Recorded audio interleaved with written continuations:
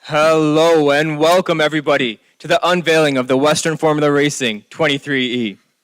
I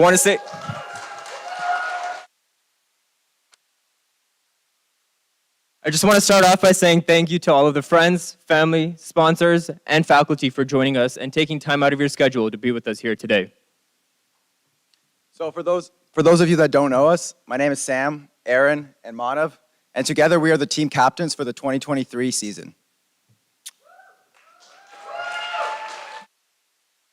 So over the past 8 months, we have been hustling, we have been grinding, and we have been slaving away like absolute madmen to pull together a really cool car for you guys. And today we are so excited because it is finally that day where we get to show it to you. Now, as I am sure everybody in this auditorium knows that these cars do not come from nothing. They require thousands of man-hours and countless people working tirelessly around the clock to pull this off. And then I'm also sure that the parents in here are also able to validate what I just said when they randomly decide to check their son or daughter's location and see that at 2:30 in the morning on a Wednesday, they are still in our shop. So starting off, what is FSAE? Well, this is a really good question. The Formula Society of Automotive Engineering is a global collective built to physically test the bounds and limits of the human mind and spirit. It's to develop, test, and manufacture open-wheel formula-style race cars, uniting university students from across the globe in automotive racing passion, while simultaneously developing personal, technical, and leadership skills. So now, the regulators of this affiliation like to really take everything easy and light on us. They supply us with a brief 139-page rulebook, supplying us with hundreds of rules that we then use as our guiding light to develop and manufacture our car throughout the next year. The thing is, they do this for a reason, right? They got it. So you're asking yourselves, now why do they do this? There's a few different reasons. They do this so that at the end of the year, at no point, we look like this, or God willing, not like this.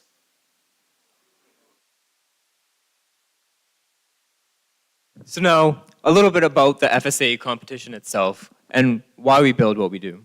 The FSAE competition is broken down into two separate categories. We've got our dynamic events and our static events. For our static events, it starts off with a design presentation, a business case, and a cost report. For the design presentation, we have industry professionals up against our students, and they go and they test their knowledge up against what they know. From there, they open up all and they get exposed to any of the knowledge that they don't have, followed by our business case.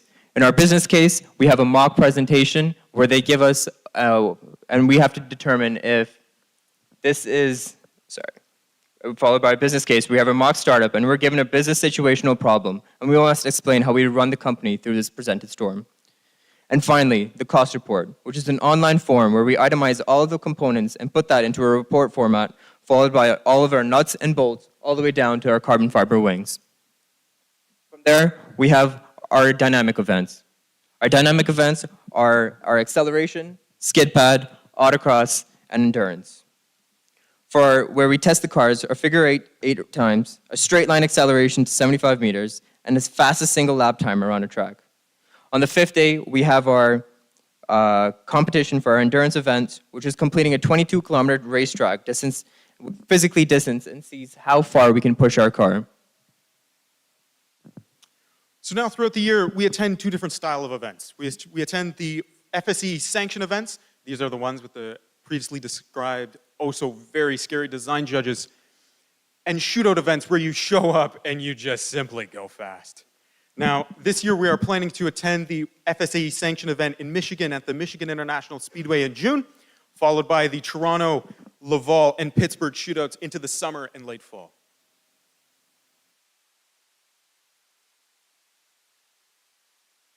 Now, a little bit less about what the FSAE competition is, and a little bit more about what you guys are here to see, which is that of Western Formula Racing.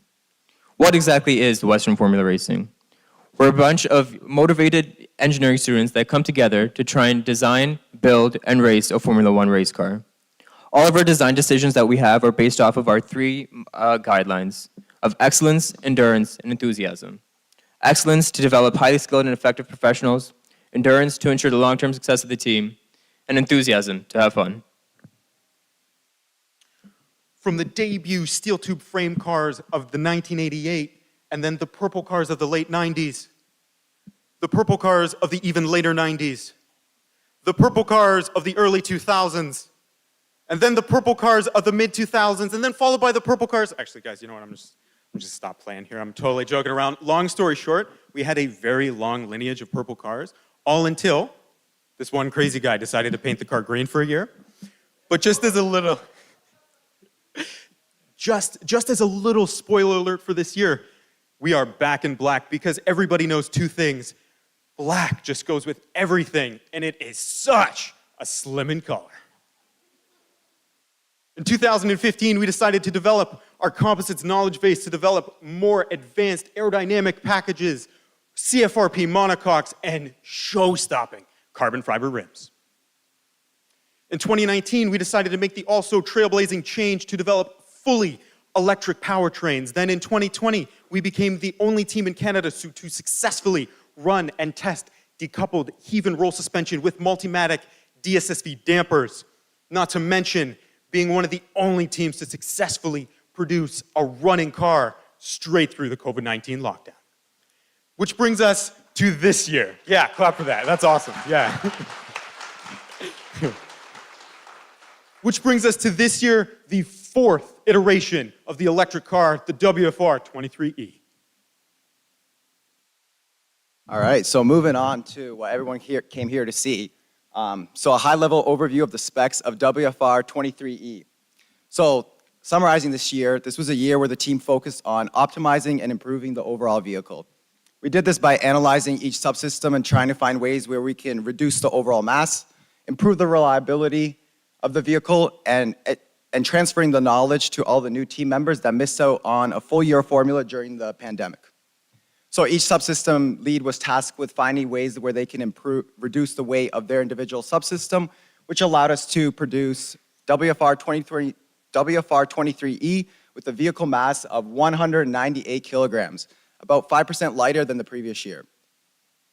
So for our track width, we are exactly right at about a meter. And the reason why we run a pretty narrow track width compared to a lot of other teams is because early on, our lap simulations have showed us that generally a smaller track width translates to a faster track time. And obviously, we want to be quick. As for our wheelbase, this is the distance between our rear and the front tires. We are exactly just a little bit over 1.5 meters. So it gives you a scale of how small we actually make these cars. Moving on to the body. So we use a lot of carbon fiber on our car. As you'll see in a couple minutes, our whole aero package is manufactured out of carbon fiber, as well as our monocoque, our 13-inch wheels, our drive shafts, our battery case, and even our seat is all manufactured out of carbon fiber by the team.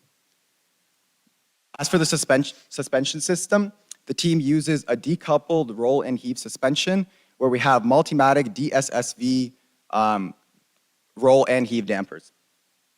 For the traction side of the vehicle, we're obviously electric and we're rear-wheel drive. We use an MRAX 228 axial flex motor, which is capable of producing 240 newton meters of torque. With our double reduction gearbox, we're able to step up that torque to right around 450 newton meters per wheel.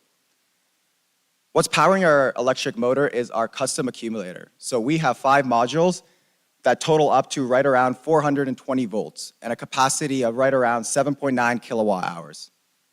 And lastly, the new aero package is capable of producing 627 newtons of downforce at 60 kilometers an hour and a drag of only 262 newtons. So to give an idea of how everything is packaged in our vehicle, we can take a look at the section view of our CAD model. So here in the middle is where the driver sits. Right behind, the whole rear is dedicated to housing and packaging our traction system. So here we have our accumulator, which is able to drop in and out of the monocoque floor. Right above the accumulator, we have our inverter. This takes the DC power from the accumulator, converts it to AC, and gives it to our motor, who sits right there. Our motor then converts the electrical power to mechanical power and is connected to our gearbox, a double reduction gearbox. This steps up the torque and transfers the torque through the drive shafts to the rear wheels and provides the power needed to get this car moving. So as you can see, we package everything really tightly in the rear, and this is one of the bigger challenges that the team faces, is making use of the limited space we have to actually make everything fit. Outside of the car, above our traction system, we have our rear decoupled suspension. So in a couple minutes, everyone will be able to actually see the beautiful Multimatic heave and roll dampers. Moving on to the front, we have the driver's legs going through inside the monocoque over our front decoupled suspension. So contrary to how we have it, the rear decoupled outside of the car, our front is actually packaged inside of the car. And then the driver's legs extend to the pedal. So same as a normal car, we have one pedal for gas. In our case, it's just acceleration, and a pedal for braking. And then lastly, we have our steering wheel, which obviously the driver uses to input steering directions and make the car go where we need it to go. So now, let us just stop and take a brief glimpse as to what the past 8 months have looked like here at WFR. There is a difference between passion and obsession.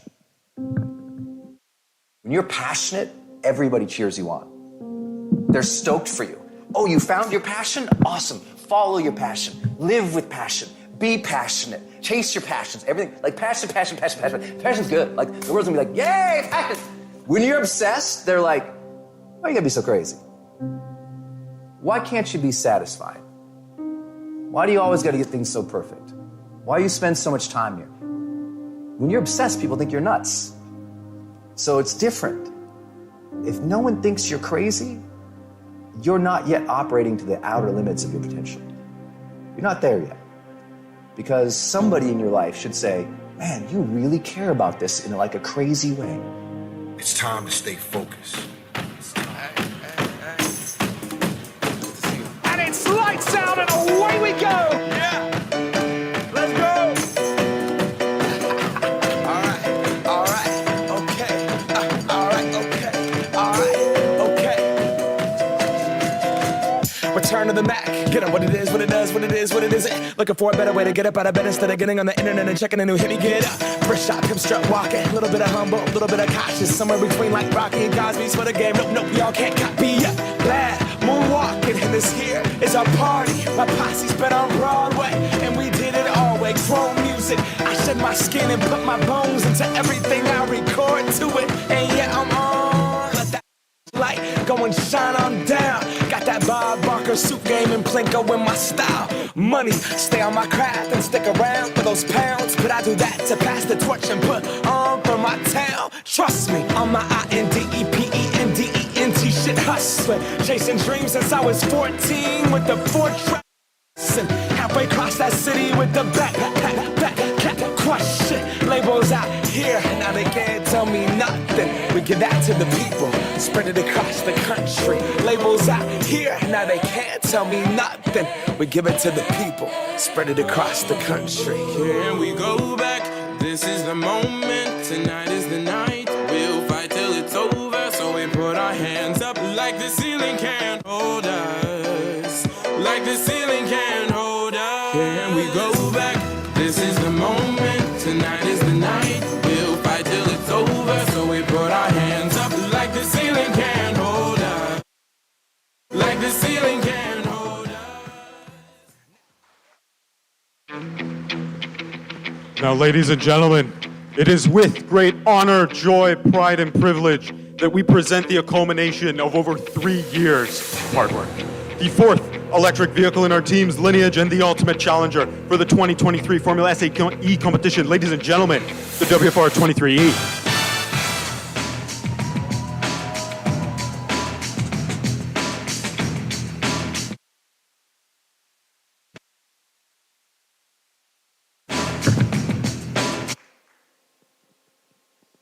It is now at this time that we want to say thank you to all of the general members, all of the subsystem leads, all the recruits who've come along the way and helped us along with this.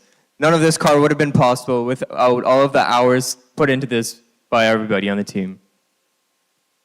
We also want to say a huge shout out and thank you to all of the alumni and faculty who have helped us out along the way. Thank you to Julian, George, Mitchell, Alex, Dean, Bennett, Grant, Jared, John, Matt, Kurt, Mohammed, and Ben Cogswell, and especially all of the faculty, Dwayne, Jeff Wood, Ken Coley, Paul Scheller, and Vicky. Thank you for helping us out this whole time. And most importantly, all of the sponsors who have helped us do what we do. None of this is possible without you guys. This car is not free, and we need the help of everybody else to make this possible. So ladies and gentlemen, on behalf of myself, my co-captains, and the entire Western Formula Racing family, thank you so much for coming. Please feel free to join us out in the atrium for some catering and refreshments. Make sure you take as many photos of the car as you would like. Just make sure you tag us in all social media posts. We love to see the love online. Also, feel free to ask any subsystem leads as many questions as you would like. Additionally, other than that, thank you for coming. Good afternoon and good night.